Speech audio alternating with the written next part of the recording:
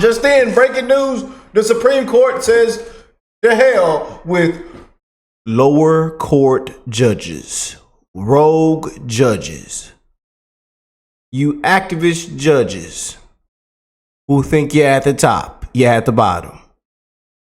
Let's roll it. Want to really see something that said, take a look at what happened. Hey. Why this beat so cold?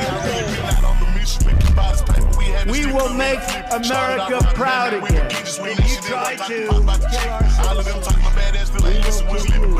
we will make America wealthy again. And yes, together, we will make America great again. Oh, this is good. The hell with the judge. Oh, I think the judge ought to be walked out. Yeah, I think the judge ought to be made an example out of. Come to find out, the judge really ain't a judge. Oh, this is good. Them Democrats, them liberals walking around and doodled and pissed all on themselves. One that threw up just now. This is good. Oh, this is good. The Supreme Court walking around with their boots on. Clarence Thomas walking around there saluting, looking at portraits of President Trump. Oh, hell, this is good. The Supreme Court, this is a direct warning to all rogue judges, all lower court judges. Oh, the measure from the Supreme Court majority is unmistakable. Lower courts are not free to resist or interpret its rulings. Oh, man. Ignore all rogue judges. Yeah. This just broke literally a couple of hours ago, and everybody is posting on the internet about it. Oh, this is good. I tell you, every single day is some news, huh? Because guess what? Whether you like it or not, President Trump is your 47th president. Cry us a river. Hey, do what you got to do. But if you're new here, join the family. Hit that subscribe button. Love to the family. I hope everybody that's tuned in right now that you are blessed, well, and healthy, man. We are rocking and rolling. You know, we're wishing the best in everybody's life, man. You know, continue to break the news till you have fun and spread love. Come on here and crack jokes, have a good time. Y'all know what we all about, man. You know, and just keeping it real, you know. Hey, the time is ticking for all of us. We live in a very, very fast time travel. You know, do not take time for granted, man. Y'all continue to be amazing human beings and spread love, man. That's, you know, God is love, baby. And we're going to keep rocking out, you know. But, Democrats, you know, these liberals, you know, people think the world is ending, the gaslighting, the fear mongering, the enemy of the people, the fake news media. They won't ever tell you the truth. You know, when has the dictating started? You know, is the country destroyed? Are we in World War III? You know, hey, I'll tell you, man. How has the gaslight and fearmongering played out for everybody? Let me know in the comment section. You know, is he really that bad? Let me know. It seems like a lot of wins, you know. And hey, probably way better than we would have got. And I say we dodged a nuclear missile with that lady laughing. And that other fella who, you know, he down there in China drinking sweet tea. He probably there right now, you know.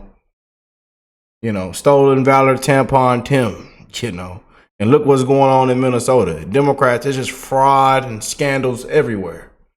But they say we've done nothing wrong and that it's all Trump's fault. And that Trump did this, Trump did that, Trump did that. And hey, I tell you, you just can't make it up, man. But the Supreme Court says the hell with the lower courts. This is good. That's how I'm going to break it down for you. This is good. This is beautiful. You know, we just had this, where's the other one? The other couple of days ago. Supreme Court's allowing the Trump administration to slash hundreds of millions of dollars in research funding in its push to cut federal diversity, equity, and inclusion efforts. The court lifted a judge's order blocking DEI.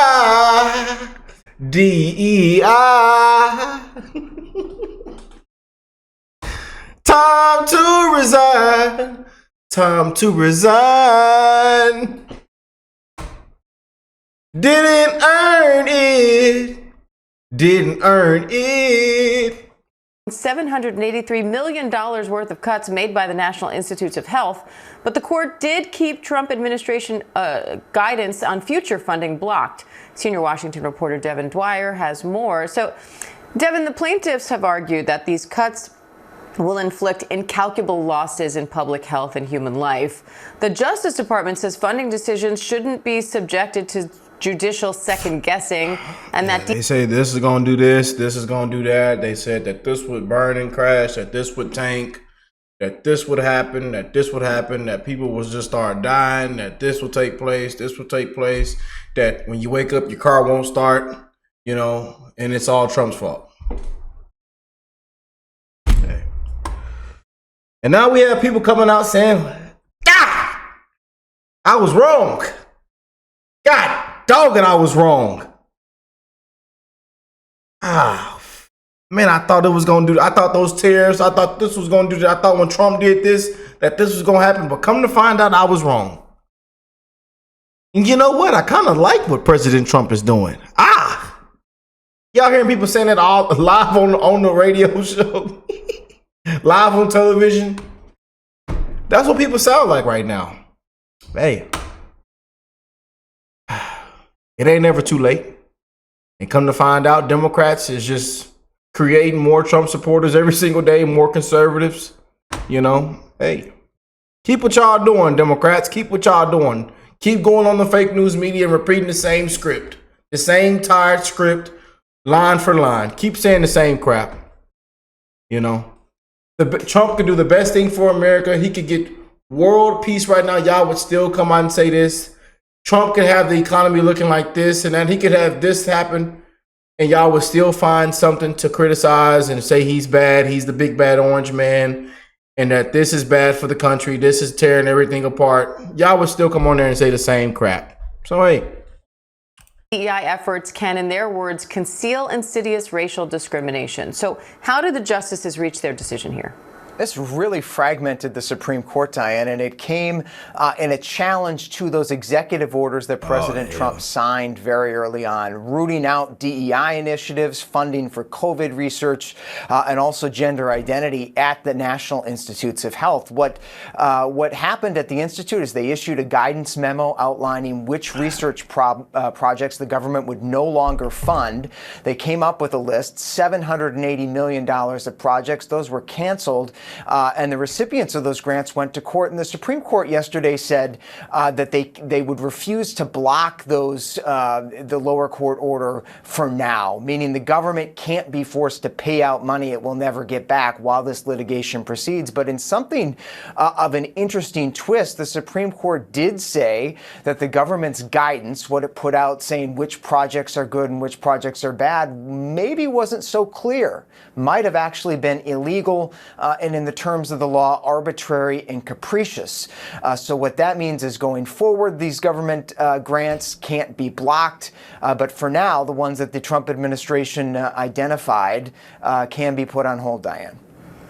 The ruling allows the administration to move forward with canceling hundreds of grants while the lawsuit continues. So what's the potential impact here, and what are you watching for next? Well, a number of public health researchers that I've talked to say that this is a significant blow. Anybody who works in science and research knows that simply halting a project midstream is not good for science. It can corrupt the data, and therefore all of it is flushed down the drain. So a lot of consternation about what the Supreme Court has done here, but this is not the last word. The Supreme Court Justice Amy Coney Barrett said explicitly that these research organizations, these states and universities, can still challenge the cancellation of these research grants in the Court of Federal Claims. There's other avenues of pursuing this. And again, the Supreme Court did freeze the Trump administration's memo on future cuts, meaning at least the justices seem to think that the way the government is going about this, ending research in all corners of our government simply because they believe it's allegedly affiliated with DEI, has not been adequately laid out. It's arbitrary. And so, at least for now, that's some good news for researchers who may have been fearful that their grants could be in the target. Diane. All right, Devin Dwyer. The hell with ABC News. The hell with ABC. The hell with ABC News. Personal opinion. I want to check this out. Go back. Who think that they can overturn the on lower. The Supreme Court is bringing the smackdown on lower court judges who think that they can overturn the rule of law and also ignore precedent from the nation's highest courts. This is really a warning shot that these rogue judges are going to have to heed. But before we get into this story, please listen. One of the court's most conservative justices, Neil Gorsuch, just fired a warning shot at rogue judges who have consistently and in an unprecedented rate defied the highest court in the land and have also sought to undermine the Trump administration. Neil Gorsuch, in a ruling this week, said, and I quote, "Lower court judges may sometimes disagree with the court's decisions, but they are never free to defy them," unquote. Gorsuch also noted that it was the third time in a matter of weeks that this court has had to intercede in a case squarely controlled by one of its precedents. He added, when this court issues a decision, it constitutes a precedent that commands respect in lower courts. Wow, you don't really see that from the Supreme Court, but that is not mincing words.